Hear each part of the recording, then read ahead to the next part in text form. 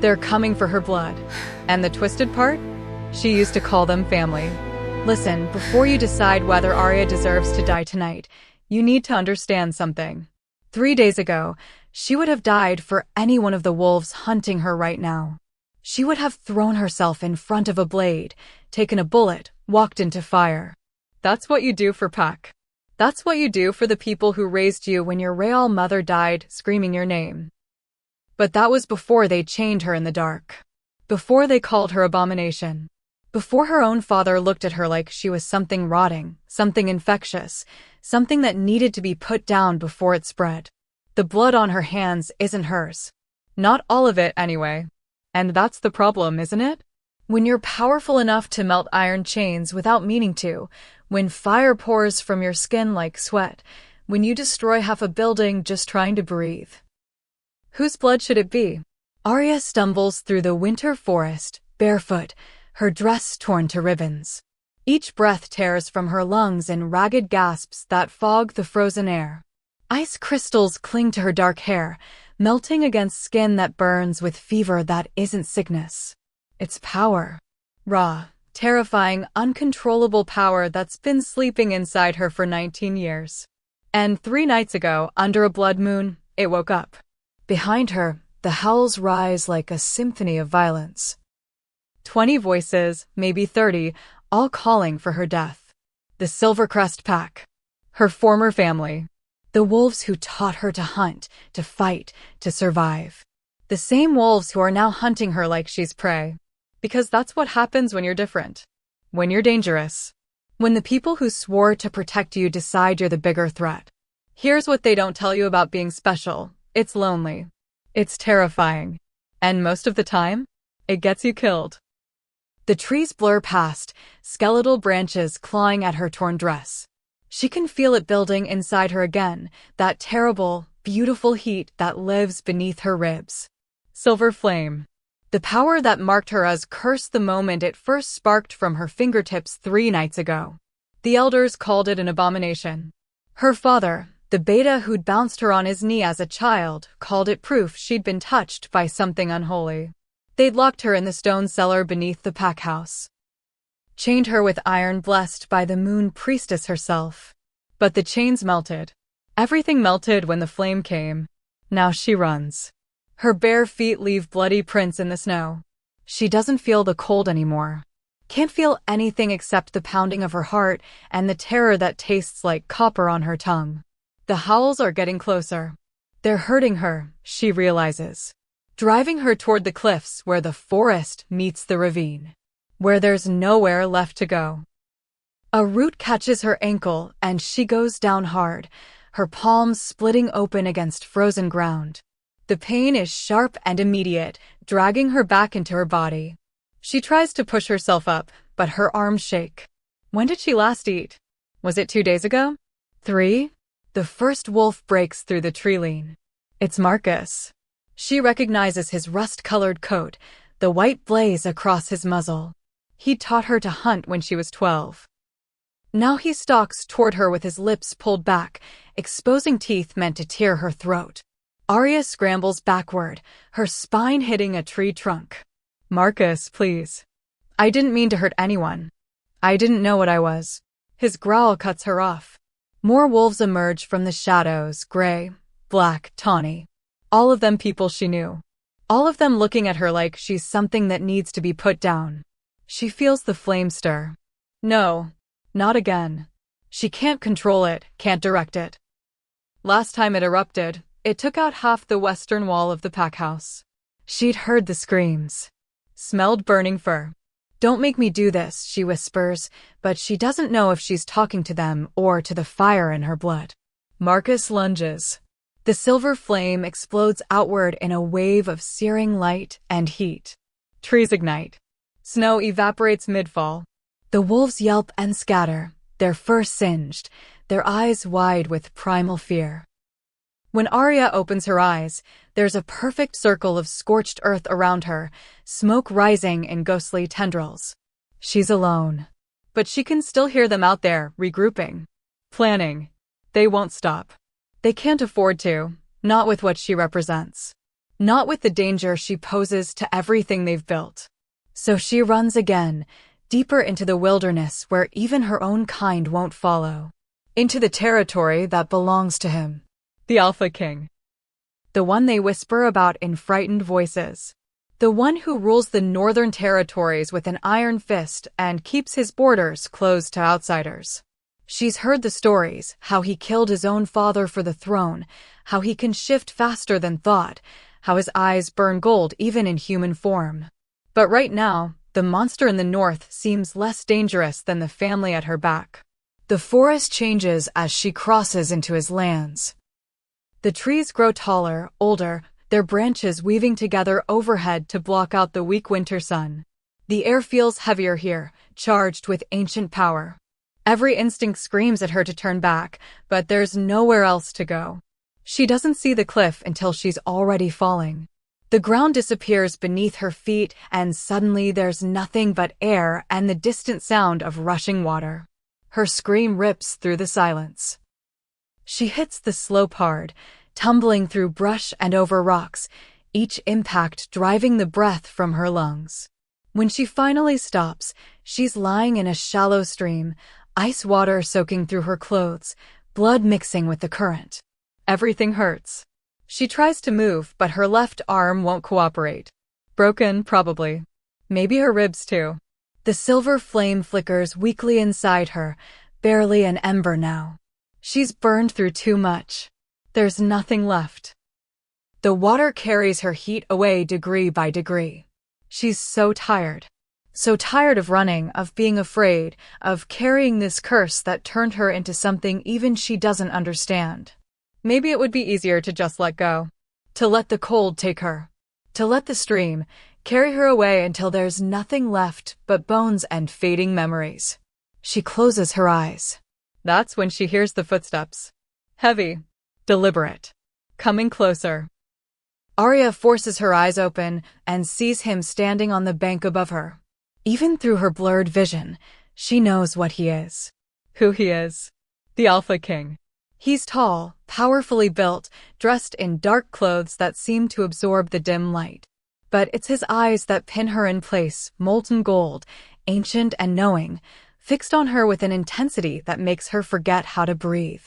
Well, he says, his voice deep and rough like distant thunder. What do we have here? She should be afraid. Every survival instinct demands it. This is the most dangerous predator in the Northern Territories, and she's injured, defenseless, trespassing on his land. But as he steps down into the stream, as he crouches beside her and reaches out one hand to brush ice-crusted hair from her face, all she feels is a strange, inexplicable pull. Like recognition. Like coming home to a place she's never been. Your name, he commands softly. Arya, she whispers. Something flickers in those gold eyes. I know who you are, Arya of Silvercrest. I've been waiting for you. Before she can ask what he means, before she can process the impossibility of those words, the darkness rises up and pulls her under. If you're already hooked, if you can feel Arya's desperation and you need to know what happens next, hit that subscribe button right now. Join us here at Cindy's Wolfheart Stories, where every tale burns with the intensity of forbidden love and impossible choices. Ring that notification bell, because you won't want to miss what comes next. Trust me, this story is just getting started. Arya wakes to warmth. It seeps into her bones slowly, unfamiliar and almost painful after so long in the cold. She's lying on something soft furs, she realizes as awareness returns. Rich, thick pelts that smell like pine and smoke and something else. Something distinctly male and undeniably wolf. Her eyes snap open. The room is massive, carved from stone and timber like something from an ancient time. A fire crackles in a hearth big enough to stand in. Weapons line the walls, swords, axes, things she doesn't have names for. Everything speaks of power, of age, of a ruler who doesn't need to announce his dominance, because it saturates every surface. She's in the Alpha King's den. Panic surges through her, and she tries to sit up, but pain explodes through her ribs and she collapses back with a gasp. That's when she realizes her arm is in a splint, her wounds cleaned and bandaged. Someone undressed her, tended her injuries. The thought makes her skin flush with embarrassment and something else she doesn't want to examine too closely. You shouldn't move yet. She turns her head and there he is, standing in the shadows near the door. In the firelight, she can see him properly now. He's younger than she expected. Maybe 30, with dark hair that falls to his shoulders and a face that would be beautiful if it wasn't so hard. Scars mark his skin, one across his left cheekbone, another disappearing into his color. These are warrior's marks. Proof of survival. He moves forward with the fluid grace of a born predator, and she watches as he settles into a chair beside the bed. Close enough that she could reach out and touch him. Far enough that he's not crowding her. How long have I been here? Her voice comes out hoarse. 3 days. 3. She tries to sit up again, ignoring the pain. My pack. They'll come looking for me. They already did. The room goes very still. What? His eyes meet hers, and there's something dark in them. Something that makes her heart skip. The Silvercrest Alpha brought 20 warriors to my border. Demanded I hand over the abomination that had trespassed into my territory. He pauses. I sent him home with 2 broken legs and a message that if he set foot on my lands again, I'd send him back in pieces. Arya stares at him, trying to process this. Trying to understand why the most feared alpha in the north would protect her. Why? Because you're mine now. The words should terrify her. Instead, they send a shiver down her spine that has nothing to do with fear. I don't understand. You don't even know me. Don't I? He leans forward, resting his elbows on his knees. Arya of Silvercrest. Born under the blood moon 19 years ago. Orphaned at 2 when your mother died in childbirth with your stillborn brother. Raised by Beta Marcus and his mate. Showed unusual strength from childhood, but never shifted, not even when you came of age. His gold eyes burn into hers. Until 3 nights ago, when you finally found your wolf. Except it wasn't a wolf at all, was it? Her mouth has gone dry. How do you know all this? I've had people watching Silvercrest for months. Watching you. He says it like it's the most natural thing in the world. Like he hasn't just admitted to stalking her. Why? She demands. What am I to you? For a long moment, he doesn't answer. Then he reaches into his shirt and pulls out a pendant, old silver, tarnished with age, inscribed with symbols she doesn't recognize. Do you know what this is? She shakes her head. It belonged to my grandmother.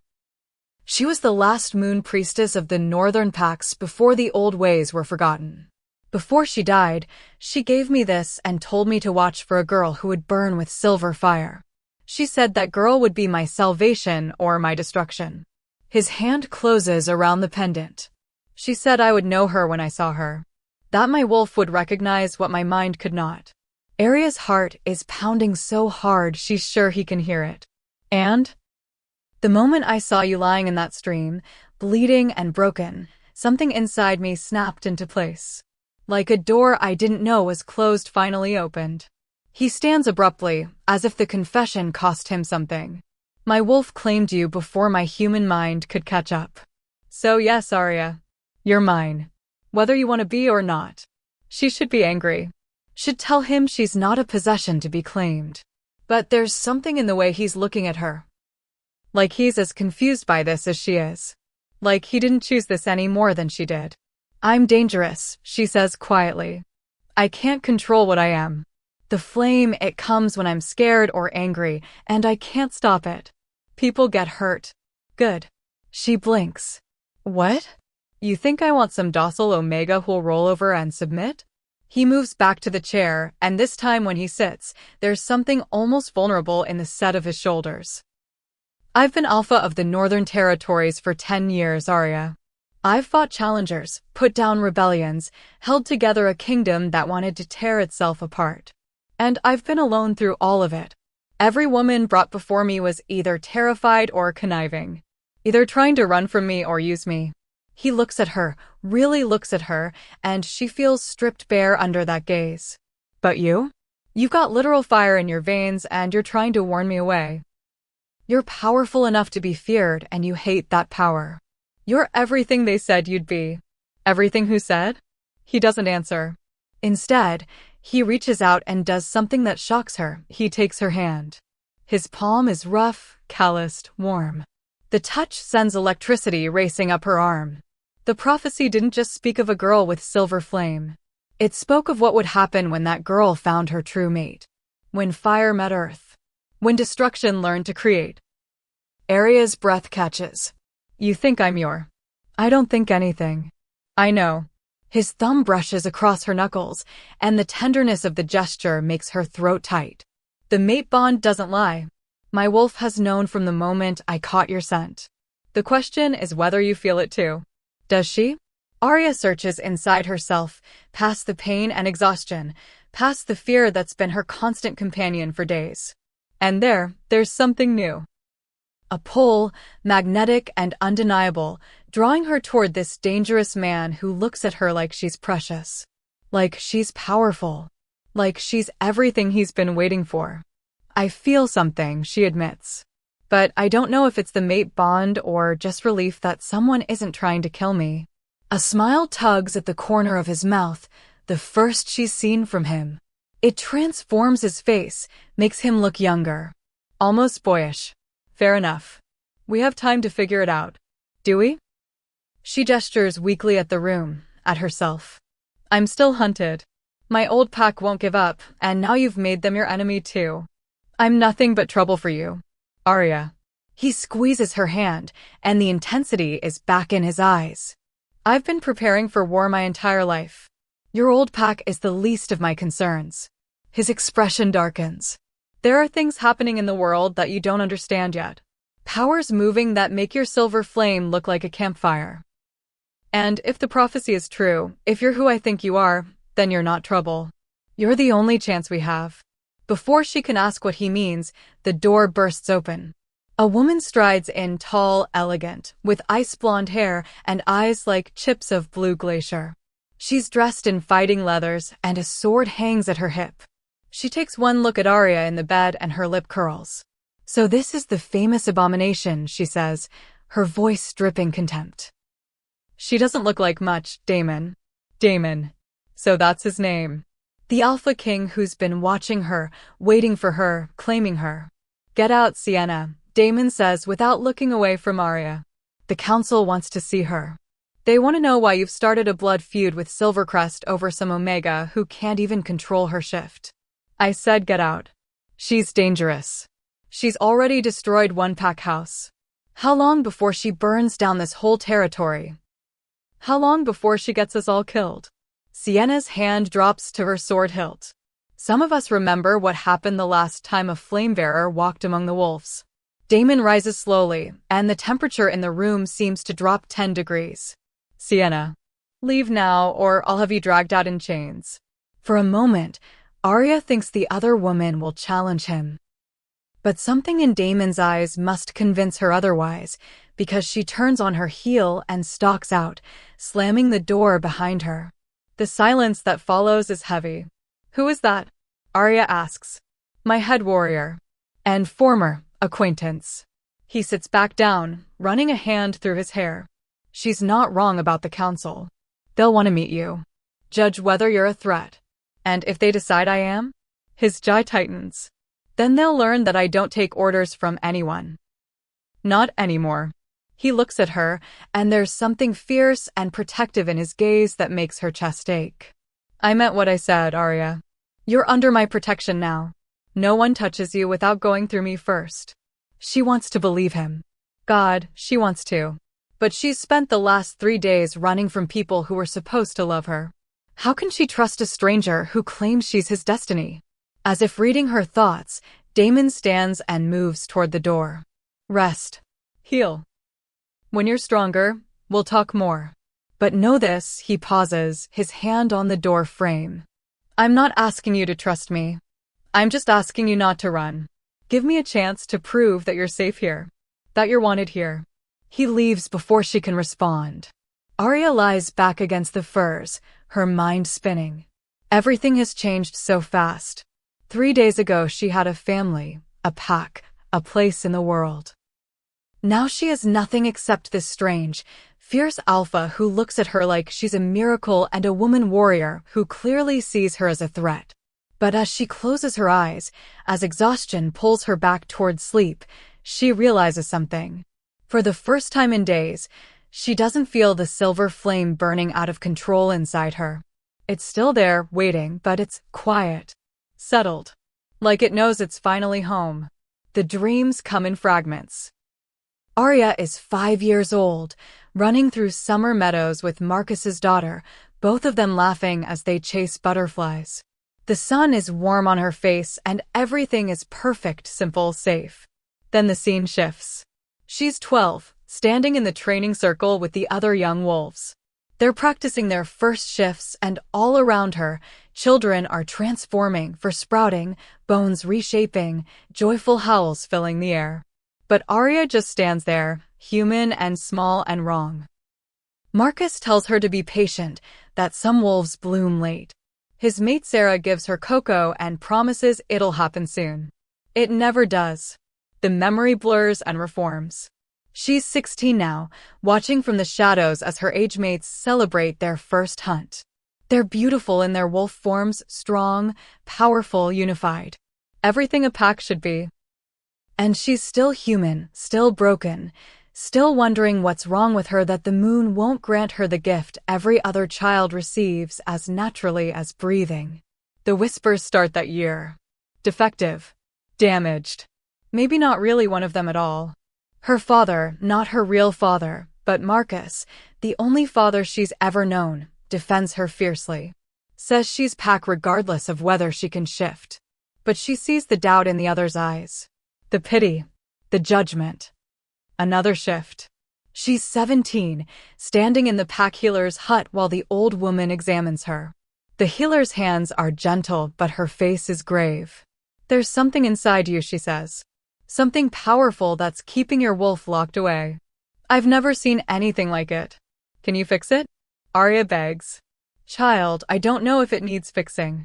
Sometimes the moon has plans we can't understand. But Arya doesn't want to hear about plans. She wants to belong. She wants to be normal. The memory dissolves. When it reforms, she's 19 and it's 3 nights ago. The blood moon. She's alone in the forest clearing where she goes to practice meditation, to try once more to coax her wolf to the surface. The moon rises red and swollen, and something inside her answers. Finally, she thinks.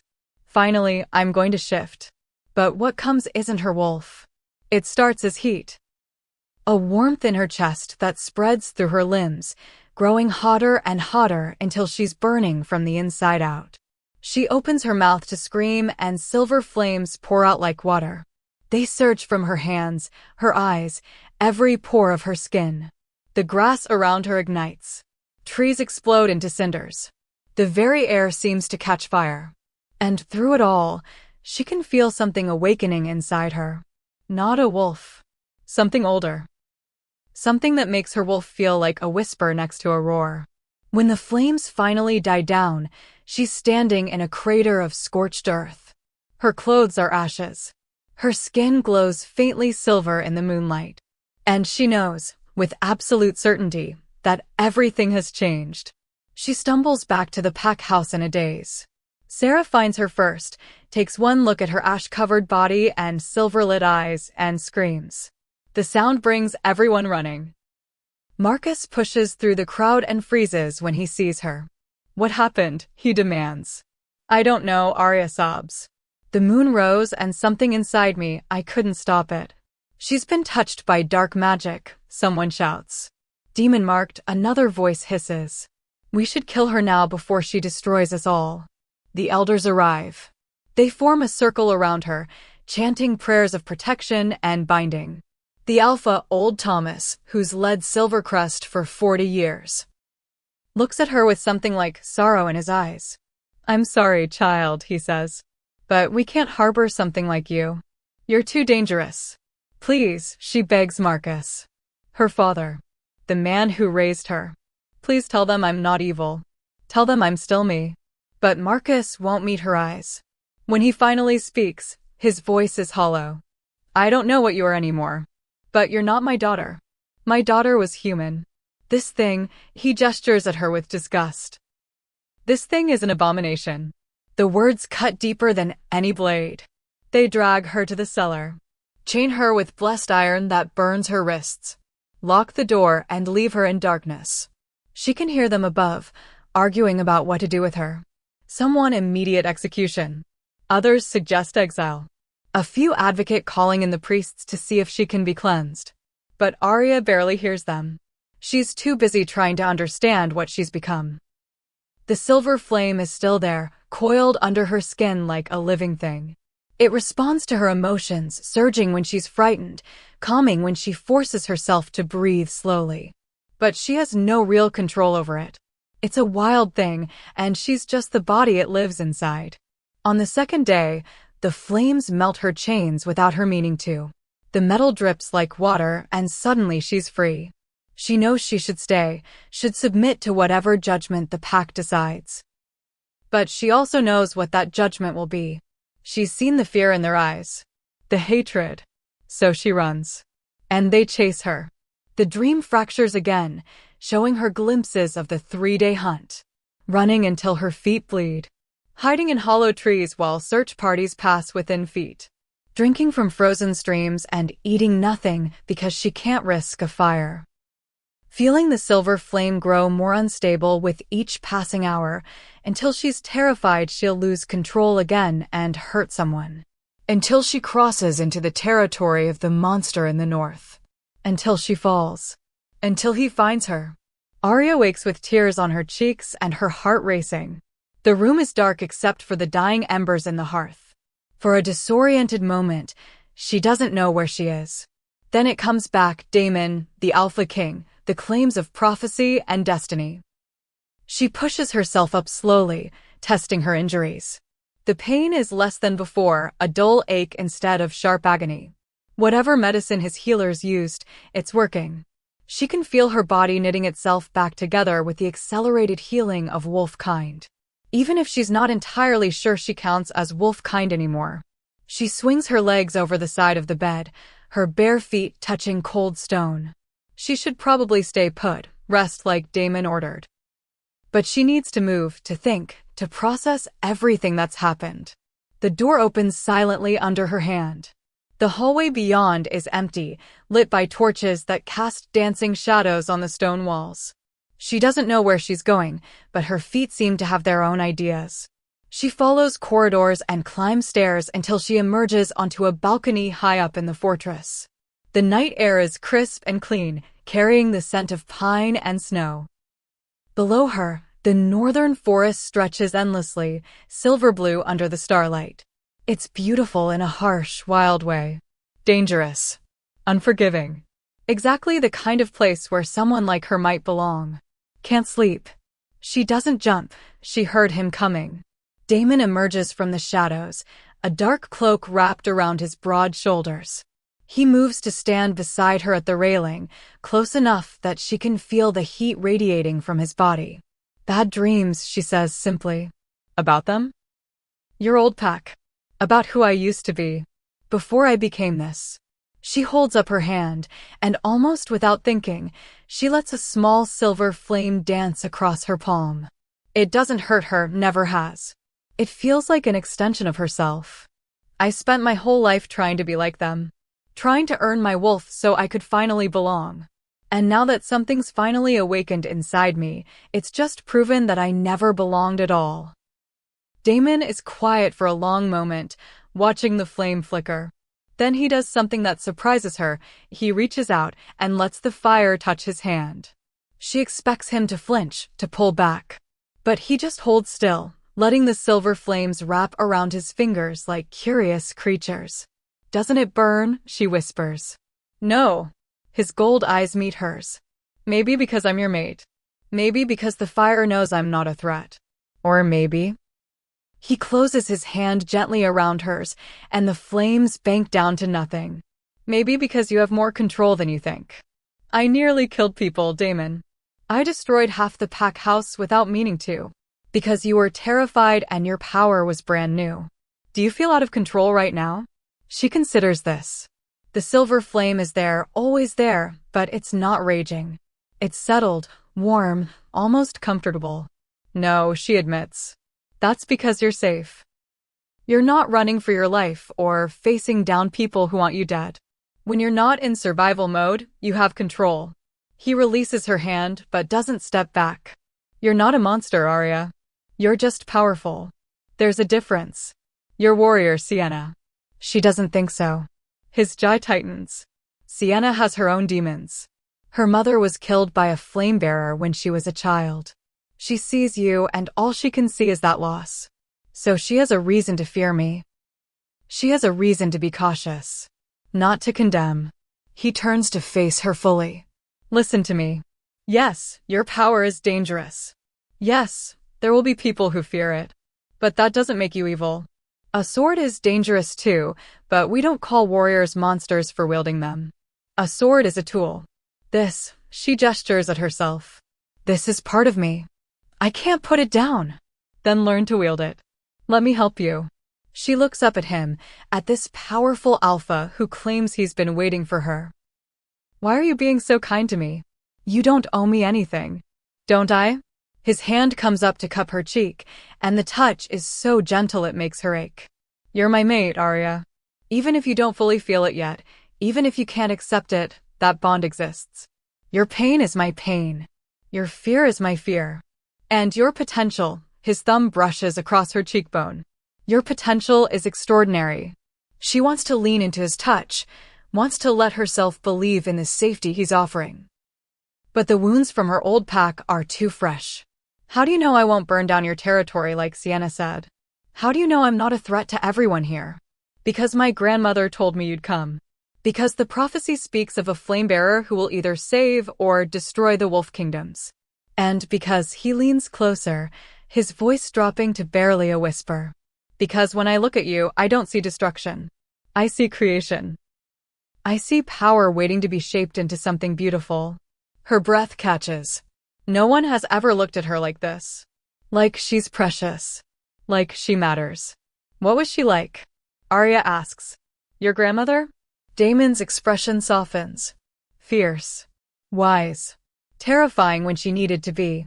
She was the last moon priestess, keeper of the old magic. She died when I was 16, but before she passed, she gave me this. He pulls out the pendant again. And she told me stories. About a time before the packs were divided. About flame-bearers who walked alongside shapeshifters, who were revered as blessed by the moon, not cursed. What happened to them? Fear. Jealousy. A flame-bearer fell in love with an alpha's mate and burned down an entire pack in revenge when she was rejected. After that, flame-bearers were hunted. Killed. Within 2 generations, they were extinct. Or so everyone thought. His eyes lock on hers. But the old magic doesn't die easily. It waits. It hides. It passes down through bloodlines, dormant for generations. Until the right time. The right person. You think I'm the descendant of those ancient flamebearers? I think you're more than that. I think you're the first true flamebearer in 300 years. And I think there's a reason you've appeared now in this time of growing darkness. What darkness? But before he can answer, a howl rises from somewhere in the forest. Then another. And another. The sound is wrong. Harsh, metallic, nothing like the musical calls of healthy wolves. Damon's entire body goes rigid. Get inside. Now. What is it? Something that shouldn't exist. He's already moving, shedding his cloak as he strides toward the stairs. Shadow beasts. They've found us. Arya hurries after him, her heart pounding. What are shadow beasts? He doesn't answer, just keeps moving with that predatory grace. They descend the stairs 2 at a time, and by the time they reach the main hall, warriors are already assembling. Sienna is there, barking orders, her face grim. How many? Damon demands. At least 20, she reports. They came from the eastern border. Someone must have let them through. Or something drew them here. Sienna's gaze cuts to Arya, and the accusation is clear. Later, Damon snaps. Right now we defend the territory. Full formation, standard counter-assault pattern. And Sienna, keep the civilians in the inner sanctum. if the beasts break through. They won't, she says flatly. As the warriors rush out, Damon turns to Arya. Stay here. There's a safe room in the east wing. Go there and don't come out until someone comes for you. But, please. His hands grip her shoulders, and there's real fear in his eyes now. Fear for her. These things are drawn to power. To magic. If they sense your flame. Another howl, closer now. Through the windows, Arya can see shapes moving in the darkness. Things that look like wolves but wrong, all twisted angles and dripping shadow. Go, Damon orders, and then he's gone, shifting mid-stride into a massive wolf with golden eyes and dark fur. Arya stands frozen for a heartbeat. She should do as he says. Should hide. Should let the warriors handle this. But she's so tired of running. So tired of being weak. The silver flame stirs inside her, no longer quiet. It's reaching out, sensing the wrongness of those creatures outside. And for the first time, Arya doesn't push it down. She lets it rise. Maybe it's time to stop being afraid of what she is. Maybe it's time to burn. The safe room can go to hell. Arya moves through the fortress with purpose now, following the sounds of battle. The silver flame is awake inside her, pulsing in rhythm with her heartbeat. She can feel it wanting out, wanting to burn, to protect. But she forces herself to stay controlled. Damon was right. When she's not panicking, when she's focused, the flame responds to her will. She emerges into the courtyard just as a shadow beast launches itself at a young warrior. The thing is grotesque, wolf-shaped but wrong, its body seeming to shift and flow like smoke given form. Its eyes are empty voids, and its teeth drip with black ichor that hisses when it hits the ground. The warrior raises his sword, but he's too slow. The beast's claws are already descending toward his throat. Arya doesn't think. She just acts.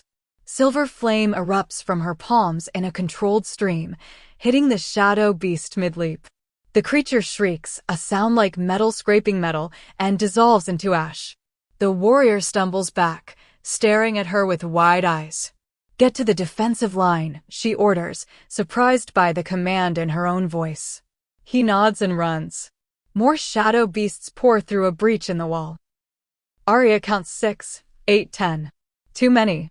The warriors are being overwhelmed, and she can see Damon in the thick of it, his massive wolf form tearing through enemies, but taking hits. Blood stains his dark fur. Something inside her snaps. The flame surges upward, bigger than before but still under her control. She shapes it, directs it, sends it flowing across the courtyard like a living river. It doesn't touch the wolves, her wolves, she thinks, and isn't that strange? But it consumes every shadow beast it encounters. They dissolve like nightmares at dawn, leaving nothing but ash and the lingering smell of ozone. In less than a minute, the courtyard is clear. Silence falls, broken only by harsh breathing and the crackle of her flames. Every eye turns to her. She sees fear on some faces, on others. Damon shifts back to human form, naked and bleeding, his gold eyes locked on her. Arya, he breathes. You were supposed to. Hide? She walks toward him, her body still wreathed in silver fire. I'm done hiding, Damon. Done running. These things came here because of me, didn't they? Because they sensed what I am. He doesn't deny it. Then let me help. Let me fight. She looks around at the assembled warriors, at Sienna standing rigid with her hand on her sword, at the others who are watching her like she's either their salvation or their doom. I know you're afraid of me. I know you think I'm dangerous. You're right. I am. But I'm dangerous to your enemies, not to you. How do we know that? Someone calls out. You don't, Arya admits. You have to trust me. The same way I'm trusting you not to try to kill me in my sleep. Damon steps closer, heedless of his nakedness or his wounds. The shadow beasts will come again. They always do. They're drawn to places of power, to magic they can corrupt and consume. His gaze doesn't leave hers. If they sensed you, then yes, we're going to be targets. But that's not your fault. And having you here, having your flame, he turns to address the others. She just saved a dozen lives. She cleared the courtyard in seconds. Are we really going to cast that aside because we're afraid? The prophecy, an old voice says. Everyone turns. An ancient woman is shuffling forward, bent with age, but with eyes that burn with inner light. She's wearing robes marked with symbols that match Damon's pendant. A priestess, Arya realizes. One of the few remaining. Grandmother Mira, Damon says with respect. The old woman ignores him, moving straight toward Arya with surprising speed. Before Arya can react, gnarled hands grip her face and those burning eyes peer into hers. Yes, Mira whispers. Yes, you carry the mark. I can see it now written in your bones, singing in your blood. She releases Arya and turns to the crowd. This is the one. The flame of dawn. The one who will burn away the shadow or be consumed by it.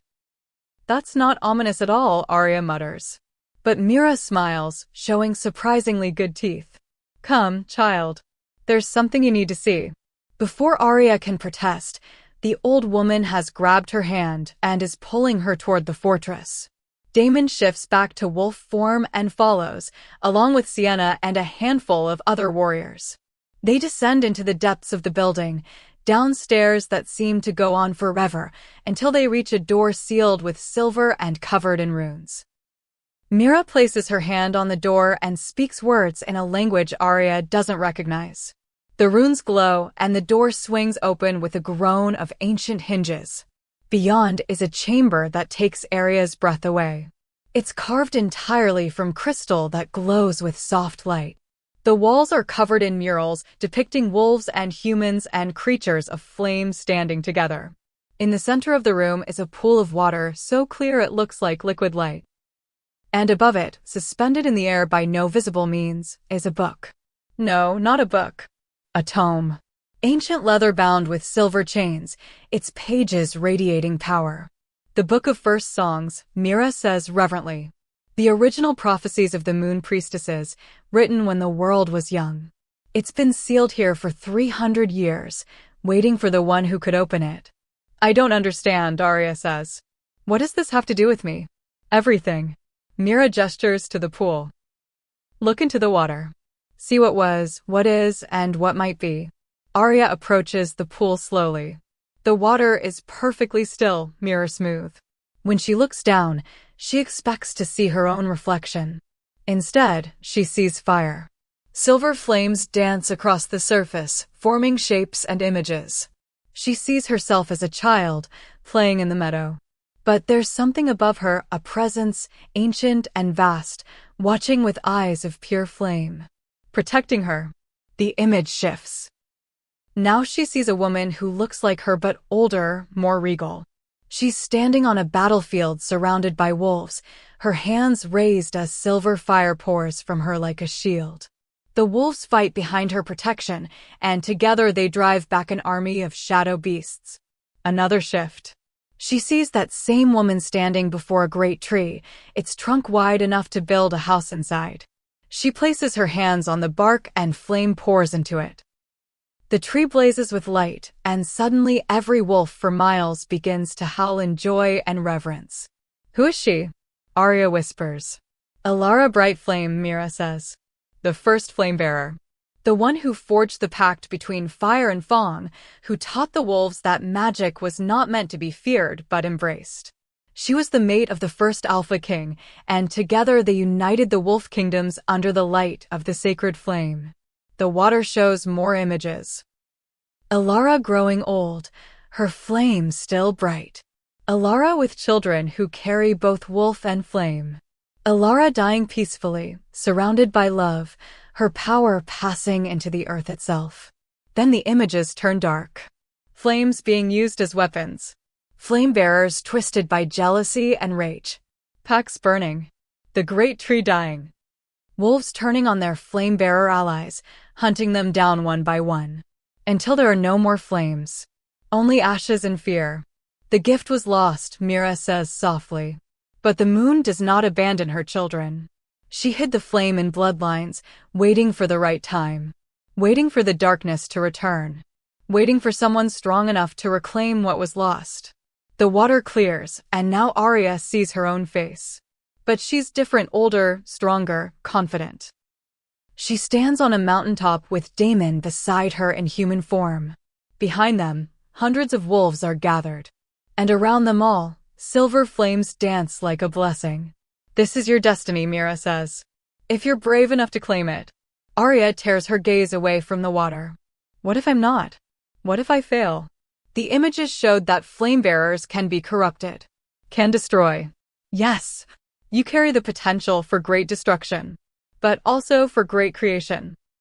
Mira moves to the suspended tome. The choice has always been yours. The flame responds to the heart that wields it. Alara chose love. Others chose hate. What will you choose? I don't know, Arya admits.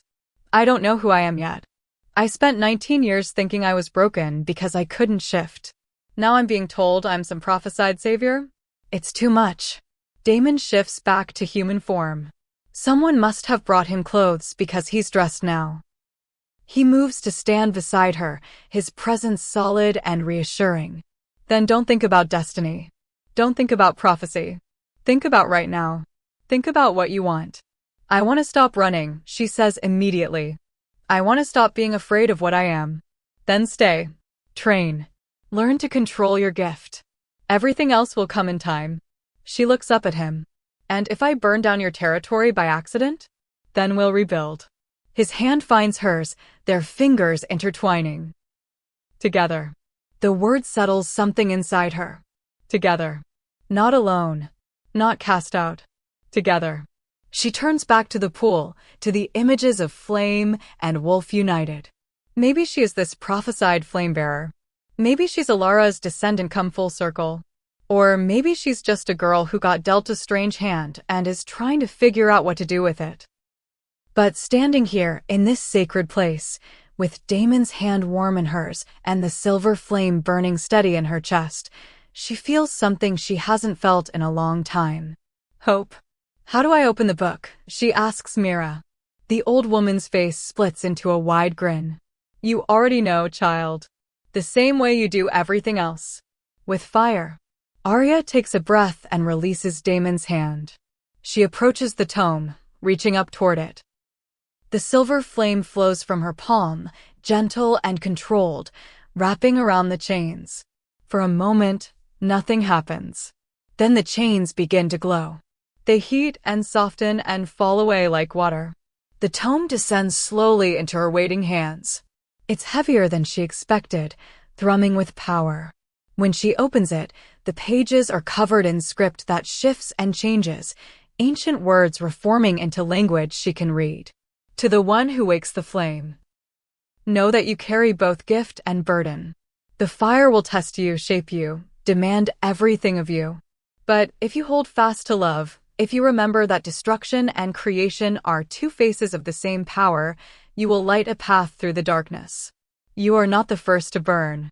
You will not be the last. But you are the one who burns now, in this moment, when the world needs fire most. Walk in flame. Trust in pack. Let the moon guide your heart. Alara Bright Flame, first of the sacred fire. Arya's hands are shaking as she closes the book. Everyone in the chamber is staring at her, and she realizes they all saw the chains fall. They all watched her claim something that's been waiting for 3 centuries. What happens now? She asks Mira. Now, the old woman's eyes twinkle. Now you learn. You train. You discover what it truly means to carry the sacred flame. And she glances at Damon with a knowing look. You forge the bond that will either save us all or doom us. Just like Alara and her alpha did so long ago. No pressure, Arya mutters.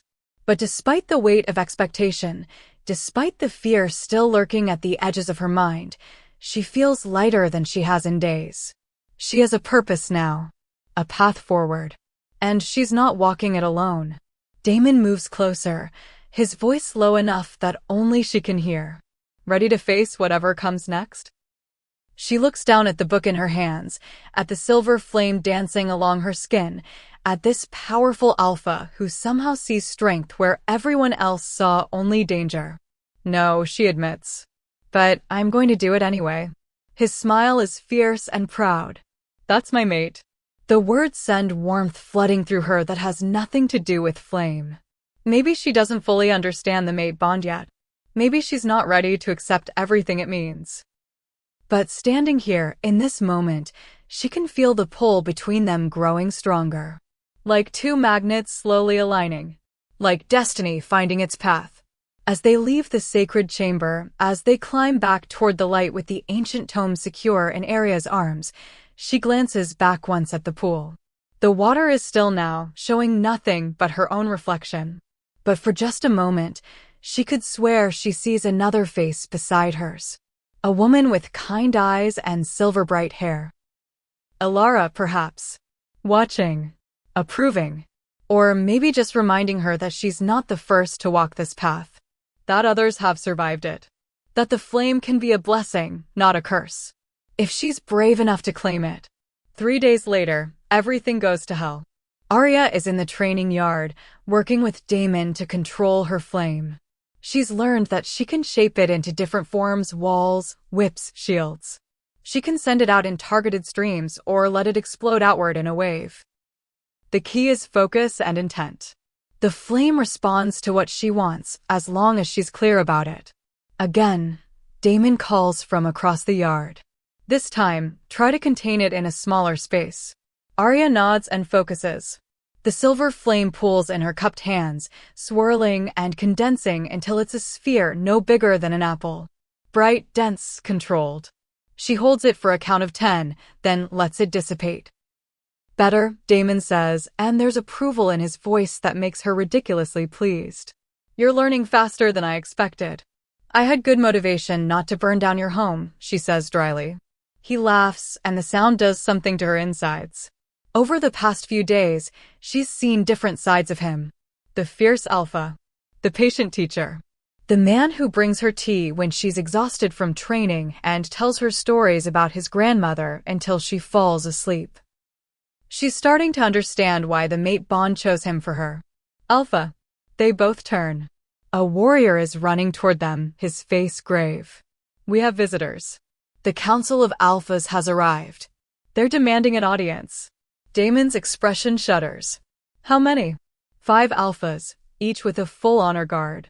They're at the northern gate. Which 5? Silvercrest, Ironwood, Shadow Peak, Moon River, and Stormcrest. Aria's blood runs cold. Silvercrest. Her old pack. Marcus is here.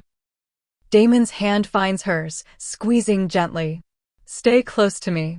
Whatever happens, don't engage unless I tell you to. They walk through the fortress together, and Aria can feel eyes on them from every direction. Word has spread about what she is, about the prophecy, about the ancient tome that accepted her touch. Some of the pack members look at her with wonder now instead of fear. Others still watch her like she might explode at any moment. The throne room is massive, with high ceilings and walls lined with the banners of the northern packs. Damon's throne sits on a raised dais at the far end, carved from dark wood and draped with furs. He leads Aria up the steps and gestures for her to stand beside the throne, not behind it. The message is clear. She's not a servant or a prisoner. She's under his direct protection. The doors open and the alphas enter.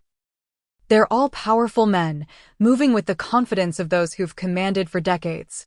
But it's Marcus that Aria's eyes lock onto. Her father. The man who raised her and then cast her out. He looks older than she remembers, new lines of strain etched around his eyes. His gaze finds hers and something flickers across his face. Pain? Regret? Then it's gone, replaced by cold assessment. Alpha Damon, says the man in front, Alpha Thomas of Silvercrest. He's elderly but still radiating authority. Thank you for receiving us. Did I have a choice? Damon's voice is mild, but there's steel underneath. When 5 alphas arrive at my border with full war parties, it's not exactly a friendly visit. We come in peace, says another alpha, younger, with red hair and sharp features. Ironwood, if Aria remembers correctly. But we come seeking answers. You've harbored a dangerous creature that attacked one of our sister packs. We want to know why. A dangerous creature? Damon's eyebrows rise. I see only my mate standing beside me. Unless you're referring to someone else. The word mate sends a ripple through the assembled alphas. Marcus's face goes white. Your mate, Thomas says slowly. You've claimed the Silvercrest abomination as your mate? Watch your words, Thomas. Damon's voice drops to a growl. You're speaking about the future queen of the Northern Territories. She's a flame-bearer, hisses the Moon River Alpha, a broad man with silver-shot hair. Do you have any idea what that means? What her kind did to our ancestors? I know exactly what it means. Do you? Damon stands, and the movement draws every eye. It means she carries a gift that was given by the moon herself. A gift that was revered and honored before fear poisoned our thinking. A gift that the prophecies say will be needed in the darkness to come. Prophecies. The Stormcrest Alpha sneers. Fairy tales told by old women. Meanwhile, this girl has already burned down one pack house. How long before she destroys yours? She destroyed nothing, Arya says, surprising herself by speaking. All eyes snap to her. I lost control because I was terrified and confused and had no idea what was happening to me. But I've learned since then. I'm learning to control this gift. And I've already used it to protect this territory from shadow beasts. So maybe before you condemn me, you should ask yourselves why those beasts are coming more frequently. Why the darkness is spreading. And whether you really want to reject the one person who might be able to stop it. Silence. Then Marcus steps forward. Arya, he says, and his voice is softer. Almost pleading. Come home. Let us help you. The priestesses can. Can what? She cuts him off. Chain me? Try to suppress what I am. No. I'm not going back to people who called me an abomination. Who looked at me like I was something to be destroyed. We were trying to protect the pack. You were trying to protect yourselves. From me. She shakes her head. I understand now. I spent 19 years being afraid I was broken because I couldn't shift like everyone else. Turns out I wasn't broken. I was just different. And when that difference finally showed itself, you couldn't handle it. You could have killed someone, Thomas says. But I didn't. I ran instead. Even when I was terrified and hurting, I ran to keep from hurting anyone. She looks at each alpha in turn. I'm not your enemy. But I won't let you treat me like one either. The Shadow Peak Alpha, a lean man with dark eyes, has been quiet until now. The council has discussed this. We're willing to offer clemency. If you submit to binding rites. If you allow the priestesses to place seals on your power so it can't be accidentally released. No. Damon's voice is flat. Absolutely not. It's not your decision, Alpha Damon. It's hers. Actually, Arya says, it's still no. You want to cripple me because you're afraid. But my power isn't something to be locked away like a shameful secret. It's a gift. And I'm going to learn to use it properly. With or without your permission. Then you force our hand, Thomas says gravely. The council cannot allow an unbound flame-bearer to exist. It's too dangerous. If you won't submit to the seals, then by ancient law, you must be eliminated. The words hang in the air like a death sentence. Damon moves so fast he's a blur. One moment he's on the dais, the next he's in front of Thomas, with a blade at the older alpha's throat. Try it, he growls. Try to touch her, and I'll paint these walls with your blood. The honor guards rush forward, weapons drawn. Damon's own warriors surge into the room in response.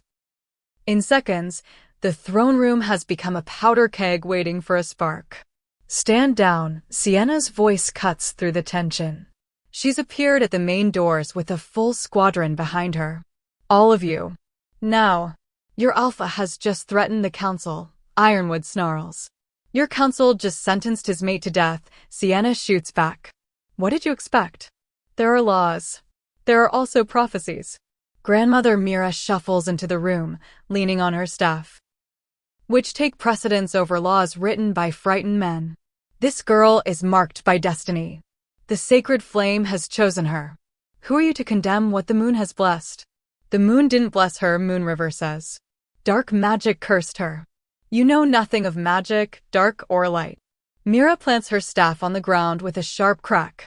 I am the last of the true priestesses, and I tell you this. The flame is sacred. Always has been. Our ancestors forgot that in their fear, and we've been weaker for it. The shadow beasts grow bolder because we've rejected the very gift that could stop them. You want to eliminate the one hope we have because you're too cowardly to face your own prejudice. Grandmother, Thomas says, and there's actually respect in his voice. We remember the stories. We remember what happened when flame bearers turned against us. One turned against you. One, twisted by pain and rejection. And instead of helping her, instead of showing her love, your ancestors hunted all of her kind to extinction. Myra's eyes blaze. Do you want to repeat that mistake? Do you want to doom us all because you're too afraid to change? The Shadow Peak Alpha looks conflicted. If she could prove she has control. She just did, Damon says, slowly lowering his blade from Thomas's throat. She's standing in a room full of people who want her dead, and she hasn't burned anyone. That's control.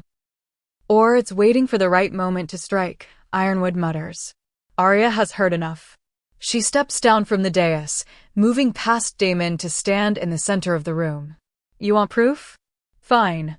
She raises her hands and the silver flame blooms. Not wild and chaotic like that first night. Controlled. Beautiful. It flows around her in graceful spirals, casting dancing light across the stone walls. She shapes it into a phoenix, wings spread wide, then lets it dissolve into 1,000 tiny flames that float through the air like fireflies. Not a single person is touched. Not a single surface is scorched. She lets the flame fade and lowers her hands. I'm not a weapon waiting to go off. I'm a woman learning to use a gift I didn't ask for. And yes, it's powerful. Yes, it's dangerous. But so is every alpha in this room. You all have the power to kill with your bare hands, to tear throats with your teeth. Does that make you monsters? Or does it make you protectors? She turns to Marcus. You taught me that strength without control is meaningless. That true power comes from knowing when to fight and when to show mercy. I'm trying to live up to those lessons, even if you've given up on me. Marcus's facade cracks. For just a moment, she sees the father who tucked her in at night, who taught her to track deer, who promised she'd always belong. Arya, he whispers. I'm sorry. We were wrong. I was wrong. Then tell them, she says. Tell the council that I'm not a threat. He looks at Thomas, at the other alphas. Then he straightens his shoulders. My daughter, because she is still my daughter, blood or not, is not the monster we feared. She's stronger than any of us gave her credit for. And if Alpha Damon says she's his mate, if Grandmother Mira says she's blessed by prophecy, then who are we to stand in the way? Marcus, Thomas warns. No, I won't be party to this. Silvercrest withdraws from any action against Arya. He looks at her. If you'll forgive an old wolf his cowardice. Arya's throat is tight. There's nothing to forgive. You were protecting your pack. I understand that now. One by one, she sees the other alphas wavering. The Shadow Peak Alpha nods slowly. Very well. Shadow Peak also withdraws. If the girl proves to be a threat, we can always revisit this. Moonriver as well, says the silver-haired alpha. Though I reserve the right to extreme caution. That leaves only Ironwood and Stormcrest. The two youngest, most aggressive alphas. They exchange glances. This is a mistake, Ironwood says. But I won't wage war over it. Yet? Stormcrest abstains, the final alpha says coldly. But mark my words, Damon. If she burns even one wolf, if she shows even a hint of losing control, the council will act. And not even you will be able to stop us. Noted, Damon says. Now get out of my territory. The alphas file out, honor guards following. Marcus lingers for a moment, looking at Arya like he wants to say more. But in the end, he just nods and leaves. When the doors close behind them, Arya realizes she's shaking. Damon is beside her in an instant, his arms coming around her, steadying her. You were magnificent, he murmurs into her hair. I was terrified. I know. That's what made it magnificent. He pulls back enough to look at her. You faced down the council and didn't back down. You showed them strength and control. And you made them doubt their own fear. For now. But they'll be watching. Waiting for me to fail. Then we won't let you fail. He cups her face in his hands. We train harder. We prepare. And we show them that Flame and Fong are meant to stand together, not tear each other apart. She leans into his touch, drawing strength from him. What if I'm not strong enough? What if the prophecy is wrong and I'm just a girl who got lucky with a genetic quirk? Then you'll still be my mate. Still be under my protection. Still be exactly where you belong. His forehead rests against hers. Prophecy or not, Arya, you're mine. And I protect what's mine. The words should feel possessive, but instead they feel like safety. Like home. We should train, she says. If the shadow beasts are coming more frequently, if there's really some darkness rising, I need to be ready. Later. Right now, you need rest. When she starts to protest, he silences her with a look. That's not a suggestion. That's your alpha telling you to take care of yourself. You're not my alpha, she says, but there's no heat in it. His smile is slow and dangerous. Not yet. But I will be. When you're ready to accept the bond fully. When you're ready to let me in. Her heart does something complicated in her chest. What if I'm never ready? Then I'll wait. I've waited this long. I can wait longer. He tucks a strand of hair behind her ear. But I think you'll surprise yourself. I think you're braver than you know. As he leads her out of the throne room, as they walk through corridors lined with warriors who now look at her with respect instead of fear, Arya feels something shifting inside her. The council came for her blood. They left with their tails between their legs. And for the first time since this all began, she feels like maybe, just maybe, she can survive this.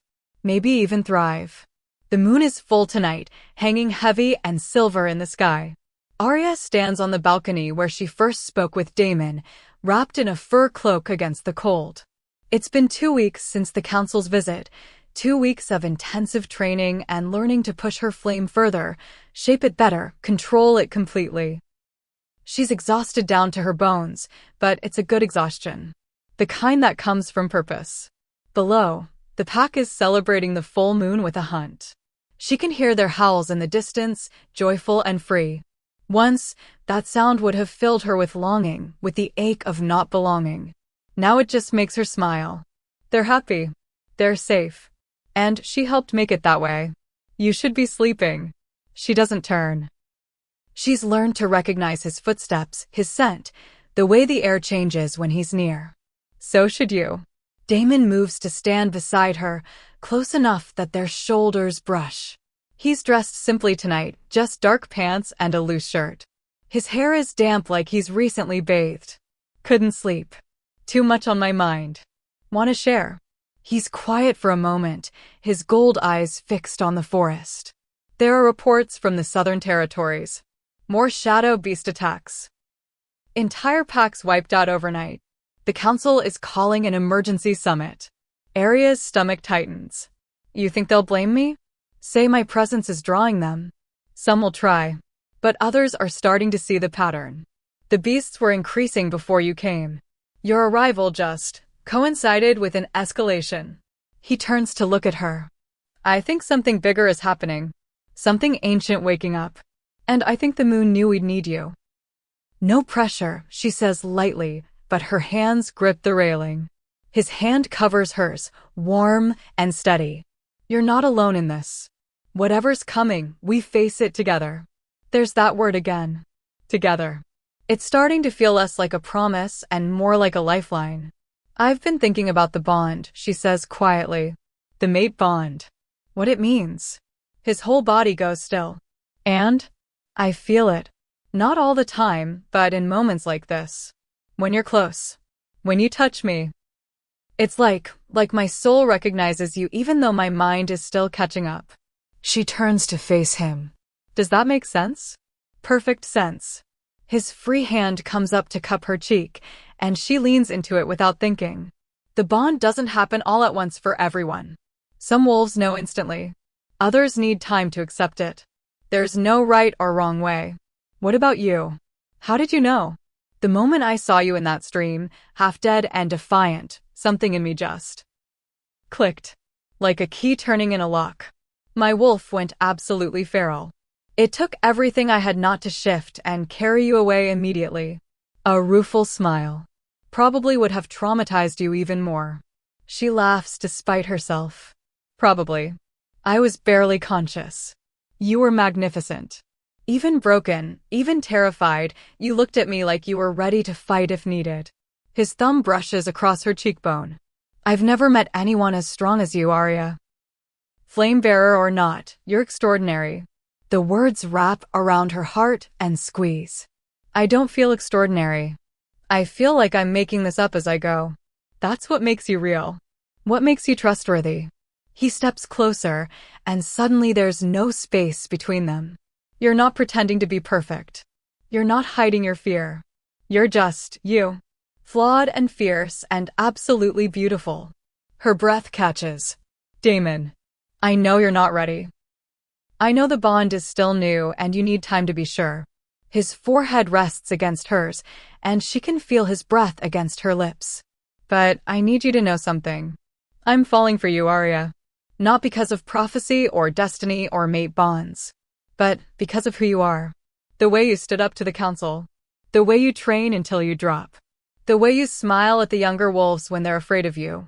You're becoming part of this pack, and they're starting to love you. Just like I am. Love. The word hangs in the air between them, heavy with promise and possibility and terror. You barely know me, she whispers. I know enough. I know you're brave even when you're scared. I know you're kind even when the world has been cruel to you.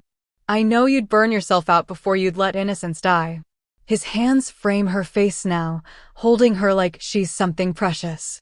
I know that when you sleep, you have nightmares about that night in Silvercrest. I know you blame yourself even though none of it was your fault.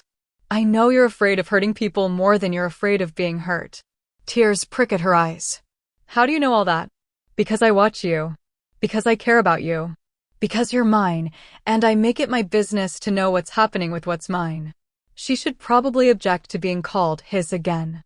But the way he says it, not as possession but as protection, not as ownership but as belonging, makes her feel safe instead of trapped. I'm scared, she admits. Of this. Of us. Of feeling too much too fast. I know. That's okay. He presses a gentle kiss to her forehead. We go at your pace. No rushing. No pressure. What if my pace is really slow? Then I'll wait. Forever if needed. She pulls back enough to look at him properly. In the moonlight, he's beautiful, all hard angles and warrior strength, but with those gold eyes soft when they look at her. This alpha who could have anyone, who could command anything, is standing here telling her he'll wait. For her. Can I ask you something? She says. Anything. Why did you kill your father? She feels him tense, but he doesn't pull away. Who told you that? I heard the warriors talking. They said you challenged him for the throne. That you ripped his throat out in front of the whole pack. For a long moment, he doesn't answer. Then he moves to the railing, looking out at the forest with distant eyes. My father was not a good man. He was powerful, yes. Strong. But he was also cruel. He believed strength meant domination. That fear was the only way to lead. He pauses, and Arya moves closer, silently offering support. When I was 16, he wanted to execute a family, mother, father, 2 children, because the father had accidentally killed a deer on a sacred hunting ground. An honest mistake during a hard winter. But my father said examples had to be made. That mercy was weakness.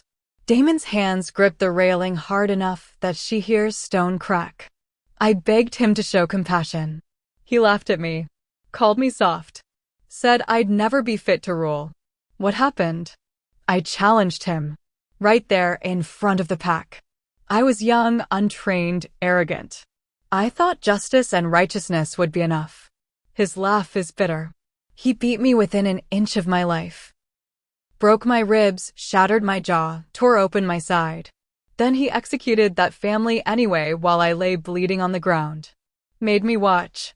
Arya's hand finds his back, a silent comfort.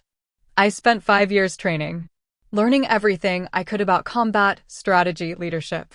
And when I was 21, I challenged him again. This time I was ready. This time I won. He turns to look at her. So yes, I killed my father. And I'd do it again. Some monsters deserve death, even if they're blood. You saved the pack, Arya says softly. You freed them from a tyrant. I became alpha by spilling my father's blood. Some wolves never forgave me for that. They say I'm cursed. That I'll never find a mate because I committed patricide. His smile is sad. Then you showed up. My supposed curse suddenly felt like destiny. She understands now why he's been so patient with her. Why he understands the weight of being feared for your power. He carries his own demons, his own ghosts. I don't think you're cursed, she says. I think you're brave. And I think your father got exactly what he deserved. Something vulnerable flashes in his eyes. You really mean that? I do. You're not a monster, Damon. You're just someone who made a hard choice to protect people who couldn't protect themselves. She steps closer, closing the distance between them. Kind of like someone else I know. Who, he asks, though his smile says he knows. Me. When I ran instead of fighting back. When I let them chain me instead of burning them all. We both chose the hard path because it was the right one. We're quite the pair, he murmurs. The cursed alpha and the flame bearer everyone fears. Maybe that's why the bond chose us. We understand each other. Maybe. They stand in comfortable silence, watching the moon paint silver across the treetops. Arya feels something settling in her chest, like a puzzle piece clicking into place. She's not ready to fully accept the mate bond, not ready to commit to forever. But she's ready for this. For connection. For trust. For him. Damon. Thank you. For waiting. For being patient. For not pushing me. He turns to her with eyes that gleam gold even in darkness. You're worth waiting for, Arya. Worth everything. And then, because the moment feels right, because the moon is full and the night is perfect and she's tired of being afraid, she kisses him. It's soft at first, tentative. Just a brush of lips, a question asked and answered. But then his hands slide into her hair and her arms wind around his neck and the kiss deepens into something more. Something that makes her feel like she's on fire in the best way. Not the destructive flame of her power, but the warm, living heat of desire and connection and belonging. When they finally pull apart, both breathing hard, he rests his forehead against hers. That was... Yeah, she agrees, not needing him to finish. If you want to stop. I don't. She pulls back enough to meet his eyes. I'm not saying I'm ready for everything, but I'm ready for this. For us. For whatever this is becoming. We can go slow. Figure it out as we go. I'd like that. He kisses her again, gentler this time. Sweet and tender and full of promise. When he pulls away, he takes her hand and leads her back inside, through corridors lit by moonlight, to his chambers.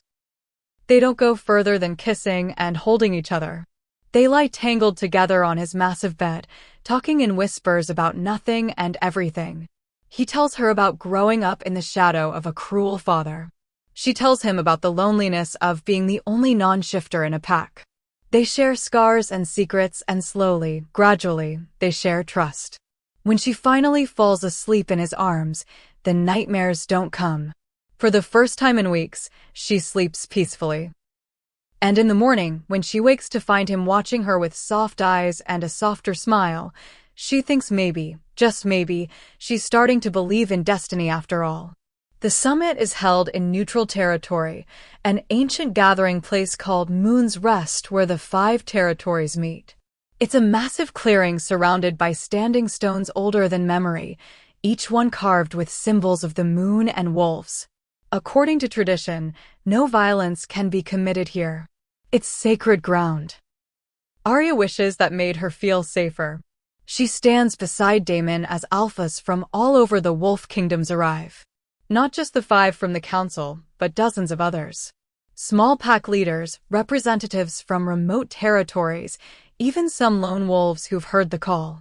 The air buzzes with tension and whispered conversations. Stay close, Damon murmurs. Some of these alphas have never seen a flamebearer. They'll be curious. Possibly hostile. I can handle it, she says, with more confidence than she feels. He squeezes her hand once, a silent show of support, then releases it as they move toward the center of the gathering. The meeting starts formally enough. Alpha Thomas calls the summit to order and begins discussing the shadow beast attacks. Maps are spread out, showing the extent of the problem. Red markers indicate packs that have been attacked. Black markers show packs that have been wiped out completely. There are too many black markers. The pattern is clear, says the Ironwood Alpha. The attacks are spreading from the eastern mountains. Something in that region is creating these creatures.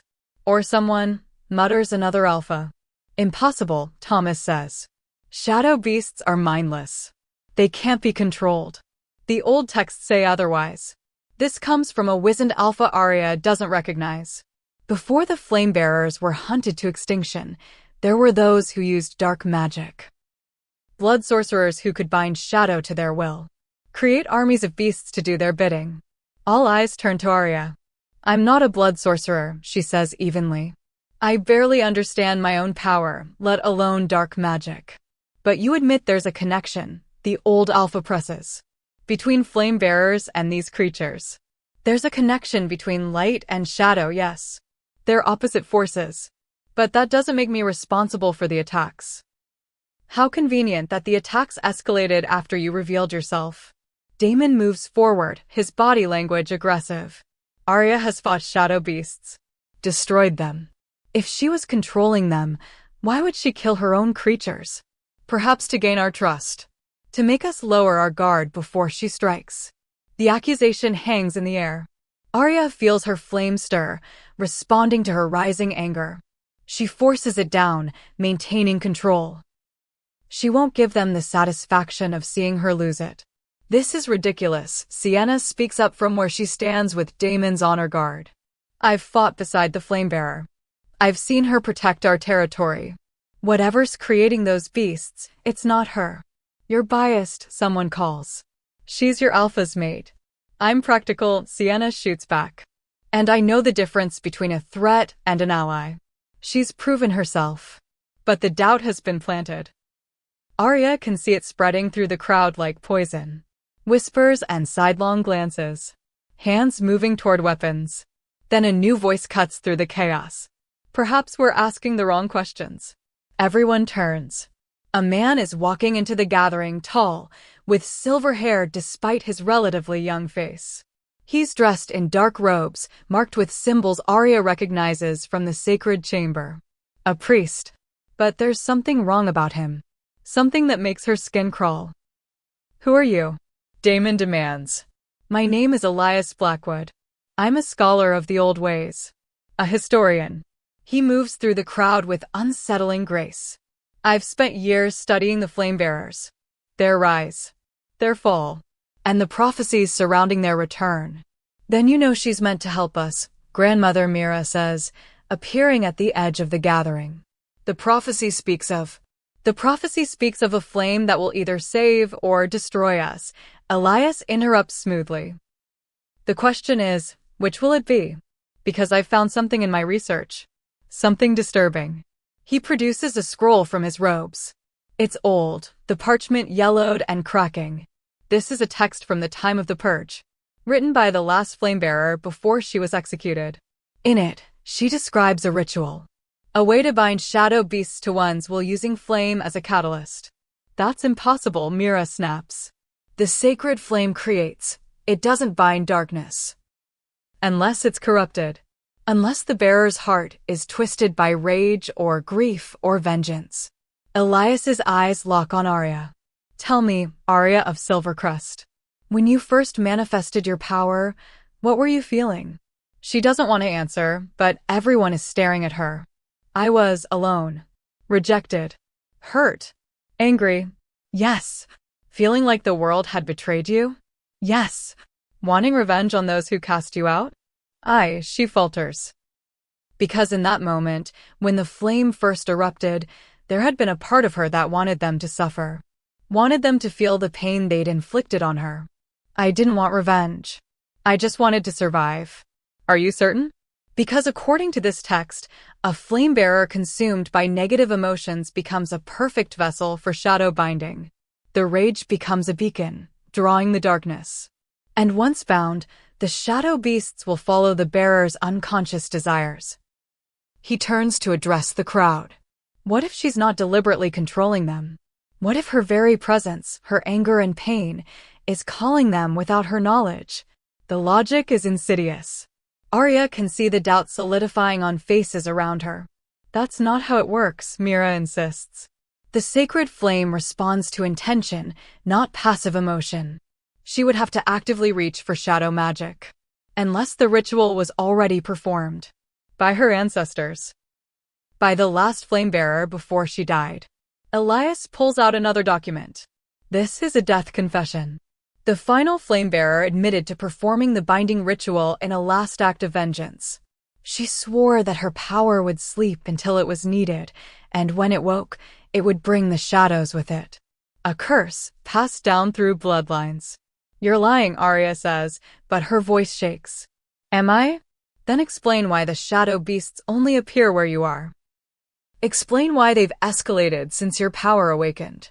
Explain why, despite all your training, you still can't fully control the flame.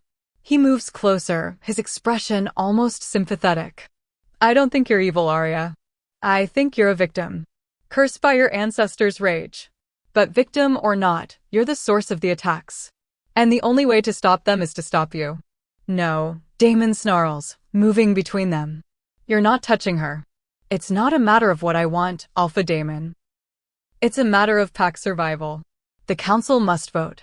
Does the flamebearer live, or does she die for the greater good? The gathering erupts into chaos.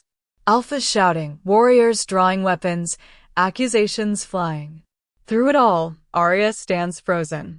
Because underneath the anger and fear, a terrible doubt is growing. What if he's right?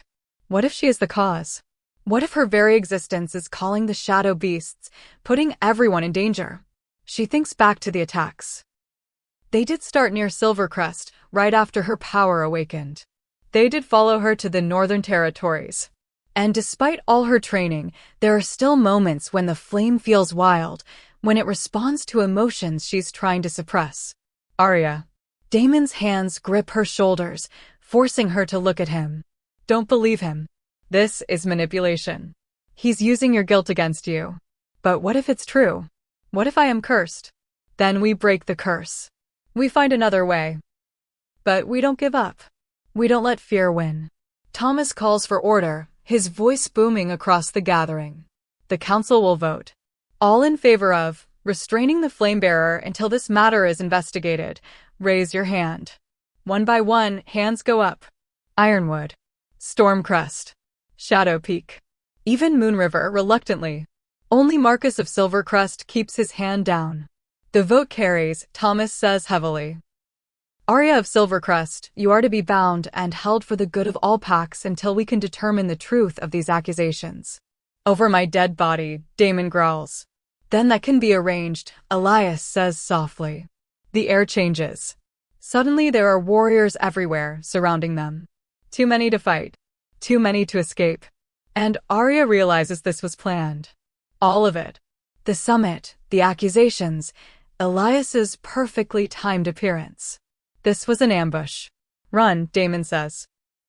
I'll hold them off. I won't leave you. You have to. If they take you, if they bind your power, his eyes are desperate. Please, Arya. Trust me. Run. She looks around at the assembled packs, at the hatred and fear on their faces. She thinks about fighting, about unleashing her flame and burning them all. She could do it. She has the power. But that would prove them right. That would make her the monster they claim she is. So instead, she does what she's always done when the world turns against her. She runs. The silver flame explodes outward in a blinding wave, not to hurt but to disorient.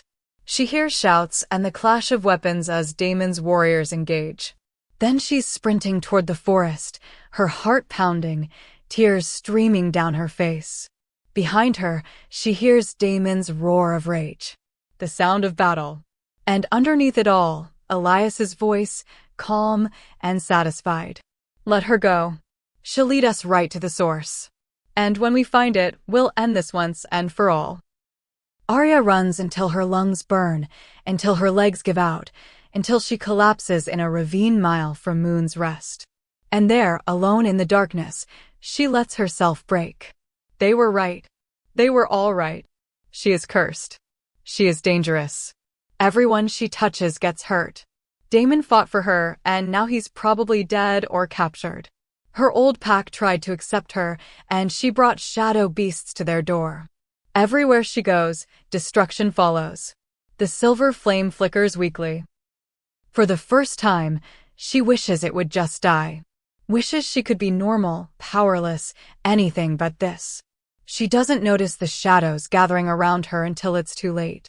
The shadow beasts emerge from the darkness, dozens of them, their void eyes fixed on her. But they don't attack. They just watch, waiting. And Arya realizes with horror that Elias was right. They're drawn to her, called by her pain, her rage, her despair. She is the beacon, and they're answering. No, she whispers. No, I don't want this. I don't want you. But they keep coming. And somewhere in the distance, she hears howls. The packs, mobilizing for the hunt. They're coming for her. And this time, she has nowhere left to run. The shadow beasts circle her like vultures waiting for prey to die.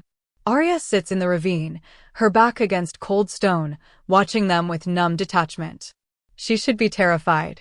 Should be fighting. But all she feels is exhaustion. The kind that goes deeper than bone, deeper than blood. Soul-deep weariness. Maybe this is how it ends. Maybe the prophecy was wrong. Maybe she was never meant to save anyone, just destroy everything she touched before being destroyed herself. The flame inside her is barely an ember now. She's burned through everything, her strength, her hope, her belief that she could be anything other than the monster they all fear. One of the shadow beasts edges closer, its form rippling like smoke. She watches it approach with distant curiosity. Will it hurt when it kills her? Or will it be quick, merciful even? But the beast doesn't attack. It just sits, like a dog waiting for a command. Arya's breath catches. No, that can't be right. She's not controlling them. She would never. Another beast moves closer. Then another. They're surrounding her, but not threatening. They're waiting, watching her with those empty void eyes like she's supposed to tell them what to do. I don't want you, she says out loud. I never called you. I never asked for any of this. The beasts don't react. They just keep watching. And that's when understanding crashes over her like a wave. Elias was wrong. She's not calling them unconsciously. She's not cursed by some ancestor's rage. The shadow beasts are drawn to flame, yes, but not to consume it. To serve it. Because light and shadow aren't enemies. They're two halves of a whole. And she's been so afraid of the darkness that she never considered it might not be evil. Just misunderstood. She pushes herself to standing, ignoring the protest of exhausted muscles. The shadow beasts shift, attentive. If you're really here because of me, if you're really drawn to my flame, then I'm ordering you to leave. Go back to wherever you came from. Stop attacking the packs. Stop hurting innocent people. For a moment, nothing happens. Then, one by one, the beasts begin to dissolve. Not dying, just fading, like mist in sunlight. Within seconds, the ravine is empty except for her. Holy gods! She sent them away. With nothing but words and intention, she banished them. Which means Elias was lying. About the curse, about the ritual, about everything. But why? What does he gain from making the packs fear her? The answer hits her like a physical blow. He doesn't want her dead because she's dangerous. He wants her dead because she's powerful. Because a flamebearer who can command shadow as well as light would be unstoppable. Would threaten whatever plan he has. She needs to get back to Damon. Needs to warn him. Needs to. The howls are closer now. Too close. Arya breaks into a run, heading back toward Moon's Rest. She has to reach them before it's too late. Before Elias can convince them to do something they can't take back. She crashes through the forest, branches whipping at her face, lungs burning. The silver flame is returning now, fed by her urgency and determination. It flows through her veins like liquid starlight, stronger than it's ever been. She bursts into Moon's Rest to find chaos. The clearing is a battlefield. Damon's warriors are fighting against what looks like half the assembled packs. Blood stains the sacred ground. Bodies lie motionless near the standing stones. And in the center of it all, Damon stands in human form, wounded and surrounded, still fighting with a desperate fury. Sienna is at his back, her sword flashing. Marcus is there too, defending them against his own pack members who've turned against him for choosing her side. They're outnumbered at least 10-1. They're going to die. Elias stands apart from the fighting, watching with cold satisfaction. And that's when Arya sees it, the shimmer of dark magic around him. Shadow magic. He's been using it to influence the gathered alphas, to amplify their fear and hatred, to turn this summit into an execution. He's the real threat. Not her. Him. Enough. Her voice rings out across the clearing, amplified by silver flame. The fighting stutters to a halt as everyone turns to stare at her. She walks forward, and with each step, her flame grows brighter, stronger, until she's wreathed in brilliant light that makes the moon itself seem dim. You want to know the truth about the shadow beasts? She calls out. About why they attack. It's not because of me. It's because of him. She points at Elias. Lies, he says smoothly. The cursed one seeks to deflect blame. I just sent away 24 shadow beasts with a single command. They came when I was at my lowest, when I was broken and hurting. And you know what they did? They waited for orders. Because shadow doesn't attack light, Elias. Shadow serves light. It always has. And you've been using that connection to make everyone think I'm the enemy. She can see his mask starting to crack. The shadow beasts respond to flamebearers, yes. But only because we're the only ones who can command them. That's why you wanted me dead.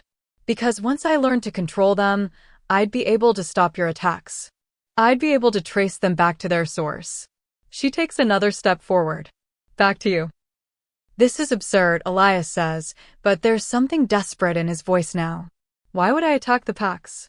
Because you're not just a scholar. You're a blood sorcerer. The kind the old texts warned about. You've been creating shadow beasts and sending them to attack the packs, weakening them, making them afraid. And then you show up with your convenient solution, kill the flamebearer. Eliminate the one person who could stop you. The gathered alphas are looking at Elias now with new suspicion. Prove it, Thomas demands. If he's truly a blood sorcerer, prove it. Arya smiles, and it's not a kind expression. Gladly. She reaches out with her flame, not to attack, but to reveal. Silver fire wraps around Elias like searching fingers, and where it touches, his illusion burns away. The respectable scholar facade dissolves to show what's underneath. Skin marked with dark runes, eyes that swirl with shadow, hands stained with old blood. There's your proof, she says. He's been walking among you wearing a mask. Poisoning your minds. Turning you against me so you'd do his work for him. Elias snarls, and the mask drops completely. So what if I am? The packs are weak. Divided. Afraid of their own shadows. They need a strong hand to unite them. My hand. Your hand covered in innocent blood, Damon growls, moving toward him despite his wounds. Innocent. Elias laughs. There are no innocents. Just the strong and the weak. The wolves had their chance to evolve, to embrace the old magic. Instead, they hunted the flamebearers to extinction and grew soft. Complacent. It's time for a new order. Over my dead body, Arya says. That can be arranged. Shadow erupts from Elias like an explosion. It pours across the clearing, darker than night, hungry and cold. The wolves scatter, scrambling away from its touch. Arya stands her ground, her silver flame flaring to meet it. Where shadow and light collide, there's a sound like thunder. The air itself seems to scream. Power clashes with power, ancient forces meeting in a battle that shakes the very ground. But Arya isn't trying to destroy the shadow. She's trying to claim it. Because Elias was right about one thing, shadow responds to flame. It always has. He's been controlling it through blood magic and dark rituals. But she's a natural conduit. The thing shadow was meant to serve. She reaches into the darkness with her flame, not burning but illuminating. showing the shadow that there's another way. That it doesn't have to serve a master who twists it into monstrous forms. That it can return to its original purpose, not as a weapon, but as a balance. The shadow hesitates. She can feel it the moment when Elias's control falters. No, he snarls. Obey me. I created you. I command you.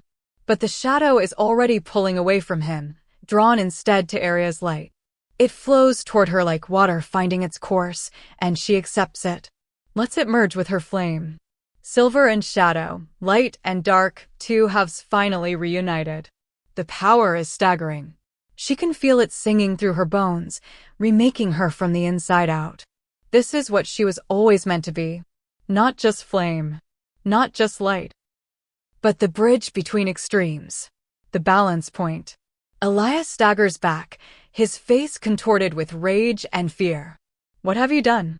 What I was meant to do. Aria raises her hands and silver-shot shadow pours from her palms. I've taken back what you stole. And now I'm going to end this. She doesn't kill him. That would be too quick, too merciful. Instead, she strips away his power. She reaches into him with flame and shadow combined and tears out every ounce of dark magic he's hoarded. Every stolen drop of blood power. Every twisted spell. She rips it all away and burns it to ash, leaving him empty. Hollow. Human. He collapses to his knees, suddenly looking old and frail. Please, he whimpers. I was trying to help. Trying to make the pack strong again. You were trying to rule them through fear, Aria says coldly. Now you're just a man. A murderer who will stand trial for what he's done. She turns away from him, facing the assembled alphas and warriors. They're all staring at her with expressions ranging from awe to terror. And she gets it. She looks different now, still herself, but changed. Silver flame dances in her eyes. Shadow clings to her like a living cloak. She's become something more than just a flame-bearer. She's become the balance. I'm not your enemy, she says, and her voice carries across the clearing without needing to shout. I never was. I'm just a girl who was given a gift I didn't ask for and tried to survive. But I'm done running. Done apologizing for what I am. This power, she gestures to the silver flame and shadow wreathing her body. It's not a curse. It's a birthright. One that was stolen from my ancestors and hidden away because people were afraid. Well, I'm not afraid anymore. She walks toward Damon, and the crowd parts before her like water. He's bleeding from a dozen wounds, barely standing, but his eyes are fierce and proud as he watches her approach. You came back, he says hoarsely. Did you really think I wouldn't? She places her hands on his chest, and silver flame flows into him. Not burning, but healing. Knitting wounds, easing pain, giving him strength. You're my mate, Damon.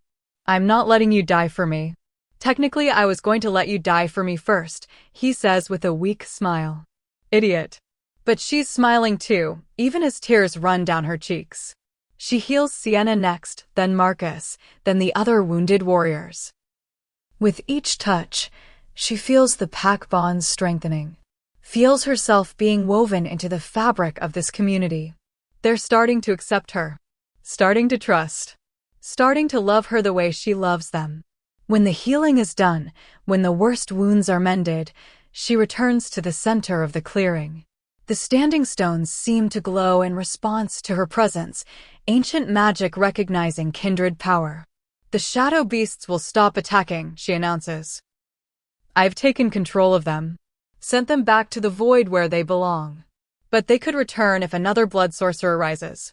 If another tyrant tries to use them as weapons. She looks around at every alpha, every warrior. That's why I'm making you a promise. I will use this power to protect the packs. All the packs. Not just the northern territories. I will stand guard against the darkness and make sure what Elias did never happen again. But in return, I need you to let go of your fear. Stop treating flamebearers like monsters and start remembering what we really are, your allies. Your partners. Your protection. And if we refuse, someone calls out. Then you're fools, Grandmother Mira says, shuffling forward. The girl just saved all your lives. Proved the prophecy true. And you want to spit in the moon's face by rejecting her. She cackles. Go ahead. But don't come crying to me when the next threat rises, and you have no defense against it. Thomas clears his throat. The council will need to discuss this. But speaking personally, he looks at Arya with something like respect. I was wrong about you. We all were. You've shown courage and mercy when you had every right to show only vengeance. That's not the mark of a monster. That's the mark of a true alpha. I'm not an alpha, Arya says. No, you're something better. He bows his head. You're the flame of dawn. Just like the prophecy said. One by one, the other alphas bow. Even those who fought against her, even those who voted to bind her. They bend their heads in acknowledgement of what she is. What she's become. Damon moves to stand beside her, his hand finding hers. My mate, he says proudly. My queen. My flame. She leans into him, drawing strength from his presence. Your pain in the ass, more like. That too. He kisses her temple. Ready to go home? Home, she repeats, and the word tastes like hope. Like belonging. Like everything she's ever wanted. Yeah, home. As they walk away from Moon's Rest, as the packs begin to disperse and tend to their wounded, Arya looks back one last time. The standing stones glow silver in the moonlight as if blessing her choice. Approving her path. She's not the girl who ran into the forest 3 weeks ago. She's not broken or cursed or wrong. She's exactly who she was always meant to be. The flame of dawn. The bridge between light and shadow. The one who chose love over hate, mercy over vengeance, creation over destruction. And she's just getting started. The story doesn't end with happily ever after. Not yet. Back in the Northern Territories, as Arya stands on the balcony watching the sunset paint the sky in shades of amber and rose, she knows this is just the beginning. Elias is imprisoned, yes. The shadow beasts are controlled. The packs have accepted her for now. But the world is changing. She can feel it in her bones, in the way her power shifts and grows. There are other threats out there. Other blood sorcerers who saw what Elias tried to do and want to finish what he started. Other flame bearers who might awaken, who might not have her strength or control. And there are still wolves who fear her. Who see her power and wonder if it's truly safe. Who whisper that one day she might turn on them, might become the monster they always suspected she was. Damon's arms wrap around her from behind, solid and warm. What are you thinking about? The future, she says honestly. What comes next? Whatever it is, we face it together. What if I fail? What if I can't hold the shadow back? What if? He turns her to face him, his gold eyes fierce. What if you succeed? What if you unite the packs in a way they haven't been united in centuries? What if you bring back the old magic and make the world better? He cups her face. You're so afraid of becoming the villain in this story, Arya. But what if you're the hero? Heroes don't have flame and shadow pouring from their hands. Heroes come in all forms. And yours just happens to burn. She kisses him, pouring everything she feels into it. Love and fear and hope and determination. When they part, she's smiling despite her doubts. I'm still scared, she admits. Good. Fear keeps you careful. Keeps you from getting cocky. He grins. Besides, I'll be there to pull you back if you start going too far toward the darkness. My anchor. Your mate. Your partner. Your pain in the ass, as you so eloquently put it. She laughs, and it feels good. Feels real. In the distance, wolves are howling, the pack calling to each other as they prepare for the evening hunt. The sound used to make her ache with longing. Now it just makes her feel at home. Because she's not just tolerated here. She's wanted. She's loved.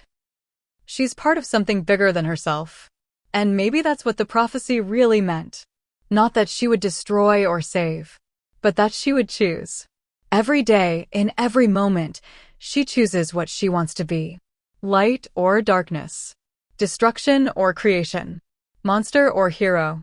And she chooses love. Every single time. So here's the question I want to leave you with tonight. If you were there in that clearing at Moon's Rest. If you saw Arya standing wreathed in silver flame and shadow. If you heard her story, the rejection, the pain, the struggle to accept herself and her power. Would you have chosen her side? Would you have stood with Damon and Marcus and Sienna, defending someone the world called monster? Or would you have raised your hand with the council, voting to bind her power because fear is easier than faith? It's easy to say you'd be brave when you're safe behind a screen. Harder when you're actually standing there, when the flames are real and the threat feels immediate. Harder when choosing courage might cost you everything. But that's the thing about stories like this. About girls who burn and boys who love them anyway. About power that terrifies and choices that define us. They ask us to look inside ourselves and wonder, what would we do? Would we run from what we don't understand? Or would we reach out, even if our hands might get burned? Arya didn't ask to be the flame of dawn. She didn't want prophecy or destiny or power that made everyone afraid. She just wanted to belong. To be loved. To be seen as more than the worst thing she could potentially become. And in the end, that's all any of us really want, isn't it? So maybe she's not just a character in a story. Maybe she's all of us. Everyone who's ever felt too much, burned too bright, scared people with the intensity of who they are. Everyone who's been told they're too dangerous, too broken, too different to deserve love. And maybe Damon is everyone who chose to see past the fear. Who looked at something terrifying and said, I see you. All of you. And I'm not afraid. That's the real magic. Not the silver flame, or the shadow beasts, or the ancient prophecy. The real magic is choosing to love the things that scare us. Choosing to believe in the girl who everyone else gave up on. Choosing to be the person who stands in the flames and doesn't flinch. Is she a hero? Or just a girl cursed with too much fire? I think she's both. And neither. And everything in between. I think she's still becoming who she's meant to be. Just like all of us. If this story lit something inside you. If Arya's journey made you feel seen. If Damon's loyalty made you believe in love. If the whole messy, complicated tale reminded you that power doesn't make you a monster, fear does, then subscribe to Cindy's Wolfheart Stories. Because here, in this corner of the internet, we tell tales that burn. Stories about girls who refuse to apologize for their fire. About boys who love them fierce and true. About pacts and prophecies and the choice between destruction and creation. We tell stories about becoming. And if you've made it this far, if you've walked with Arya from that frozen forest to the throne room to the sacred chamber to the battlefield and back, then you're part of this pack now. So hit that subscribe button. Ring the bell. Drop a comment and tell me, would you have chosen Arya's side? Would you have trusted the flame? Because the story's not over. Not by a long shot. There are still shadows to fight. Still blood sorcerers to hunt. Still pacts to unite and prophecies to fulfill. There's still the question of what happens when other flamebearers awaken. When the old magic truly returns. When Arya and Damon have to decide what kind of future they want to build. And I can't tell those stories without you. So welcome to the pack. Welcome to Cindy's Wolfheart Stories. Where the flames burn bright, the love burns brighter, and the only thing we fear is living small when we were meant to burn.